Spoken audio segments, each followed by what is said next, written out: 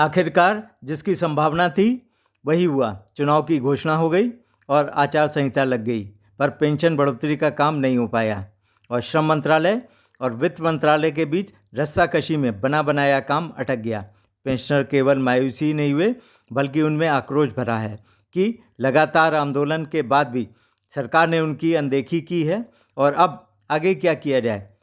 बहुत से सुझाव हैं, उनका विश्लेषण कर आगे की रणनीति एनएसी की आपातकालीन बैठक में तय होगी। इसी की जानकारी इस वीडियो में। और आपने अभी तक इस चैनल को सब्सक्राइब न किया हो तो पहले लाइक और सब्सक्राइब जरूर कर दें।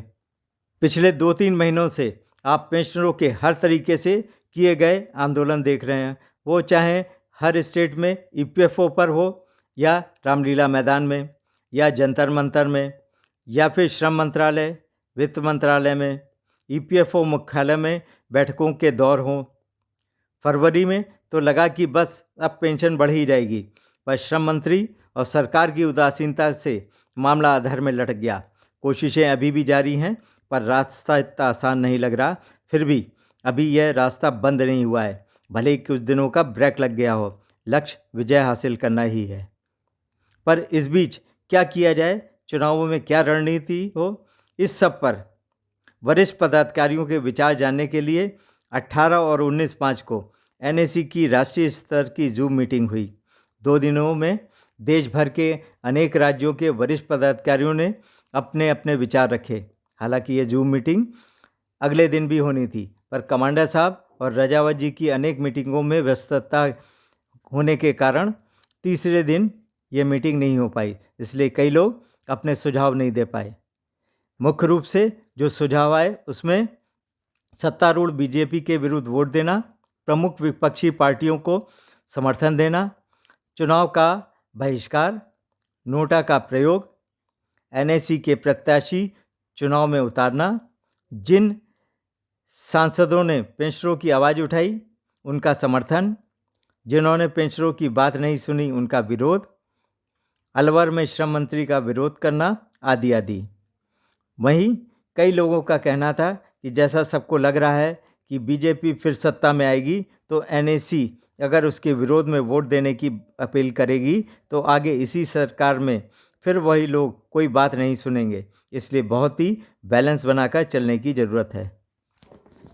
अभी मेरे ख्याल से कल के सेशन के बाद इमीडिएटली आप इसकी तैयारी कीजिए सीडब्ल्यूसी की ऑनलाइन, और हर राज्य को आप एक कोटा दे दीजिए, 5 लोग, 6 लोग, 7 लोग राज्य के हिसाब से, पार्टिसिपेशन के हिसाब से, और उतने लोगों को 100 लोगों को बुला लीजिए और सेंट्रल वर्किंग कमेटी की मीटिंग रखिए ऑनलाइन। इन गिवन सिचुएशन अभी टाइम नहीं है, हम लोग हर जगह बड़ा ऑर्गेनाइजेशन नहीं कर सकते, अभी ऑर्गेनाइज नहीं कर सकते, तो हम कम से कम सीडब्ल्यूसी अपनी ऑनलाइन करके सभी के विचार देख के फिर उसके बाद प्रोग्राम को। Thank you. जूम मीटिंग में जो जो सुझाव आए उनको नोट किया गया है, उसमें कुछ को तुरंत फाइनल किया जाना है।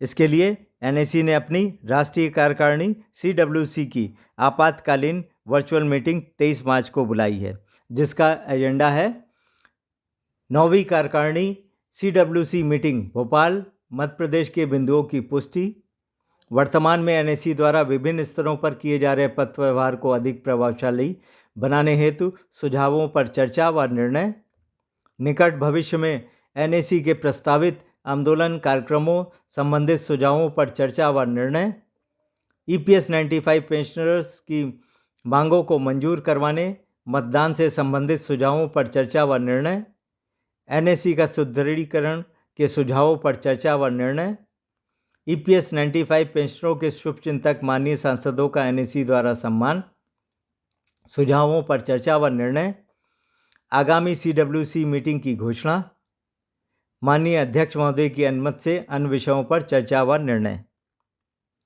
यह आपातकालीन बैठक इसलिए बुलानी पड़ी कि विभिन्न राज्यों से जो प्रस्ताव आएंगे उन पर विचार और प्रथम चरण के चुनाव में एनएसी के कैंडिडेट अगर कहीं खड़े हों तो उन पर निर्णय तत्काल लिया जाना। साथ ही होली के त्यौहार के बाद अपने अपने अभियान में संगठित होकर लग जाना। और आपातकालीन वर्चुअल मीटिंग के बाद शीघ्र ही CWC की फिजिकल मीटिंग आयोजित करना। CWC में अंतिम निर्णय जो भी लिए जाएं, पर इस चुनाव में पेंशनरों को विभिन्न प्रचार माध्यमों, social media, print media, poster, banner और सभाओं से अपने प्रभाव को दर्शाना जरूरी है, क्योंकि केवल तमिलनाडु में DMK ने अपने घोषणा पत्र में मिनिमम पेंशन 5,000 करने का वायदा किया है और किसी भी पार्टी ने पेंशन का मुद्दा नहीं लिया है। तो आप किस पार्टी से उम्मीद कर रहे हैं और किसको वोट देने जा रहे हैं, ये अब आपको तय करना पड़ेगा। हमें अपनी लड़ाई खुद लड़नी है।